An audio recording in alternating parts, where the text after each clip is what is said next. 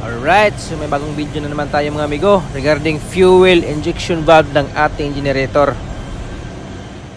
So ayun, pag-usapan natin mga amigo kung ano ang basic reason kung bakit natin pinalitan ng fuel injection valve at kung ano ang function nito sa ating makina.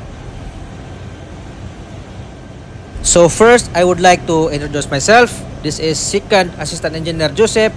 So samahan nyo ako mga amigo na pag-usapan natin ang fuel injection valve ng ating generator.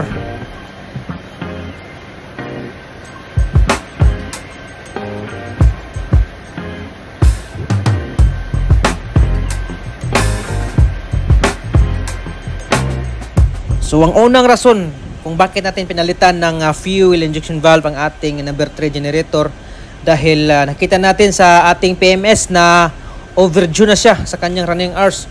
So, ayan, according sa instruction manual na kailangan nating palitan ng fuel injection valve at nakita na natin sa actual performance ng ating generator na hindi na rin maganda ang kanyang performance at medyo mababa na rin ang kanyang exhaust temperature at mausok na rin sa taas ng ating funnel. So, ayan din ang nakita nating rason kung bakit natin pinalitan ng panibagong fuel injection valve ang ating number 3 diesel generator. Habang tumatagal ay yan ang kadalasang problema ng ating fuel injection valve at yung nozzle niya is bumabara at yan ang dahilan na mag-improper o irregular operation ang ating makina dahil sa ating fuel injection valve na may tulo o barado ang kanyang nozzle.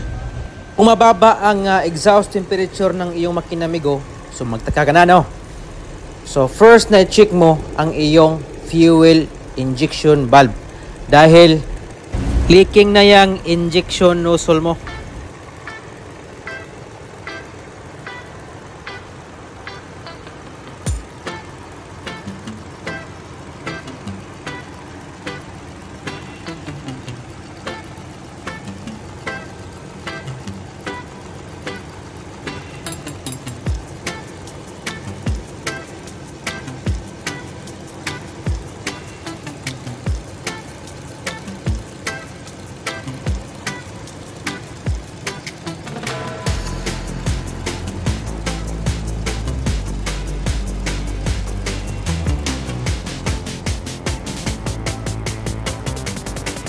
So ano ba ang function ng fuel injection valve sa ating diesel generator?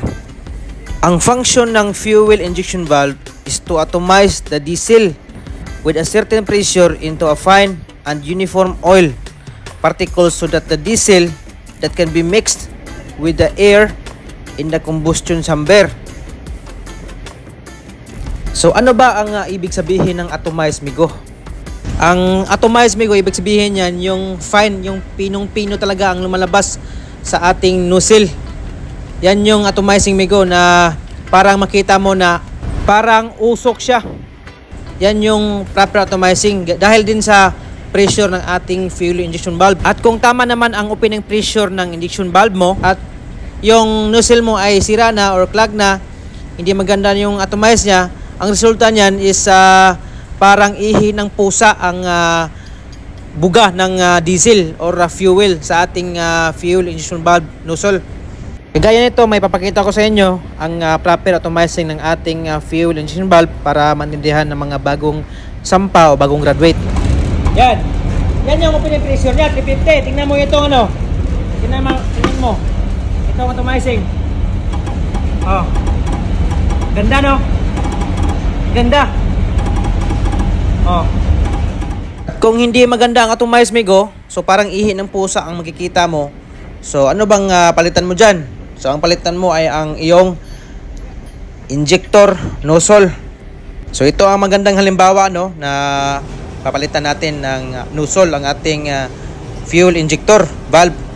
So ang fuel injector nozzle is makikita mo dun sa baba ng injector at pag i-install mo ito sa cylinder head is andun siya sa deep ng combustion chamber of the diesel engine.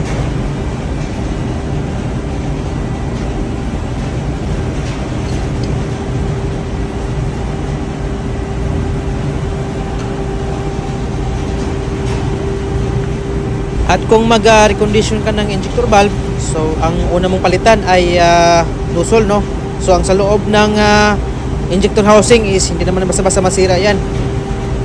Ang sa loob ng injection valve housing migo ay linisan mo lang dyan ng diesel na malinis. 6 pala ang pinalitan natin ng fuel injection valve na bago sa ating diesel generator number 3, at yung ating lumang injector ay ginawa nating spare at palitan natin ng fuel injection valve nozzle para maganda ang kanyang atomizing, at i-check natin kung maganda ba ang atomize ng ating nozzle. So abangan ang next video natin regarding sa pagkalibrate ng fuel injection valve ng ating diesel generator.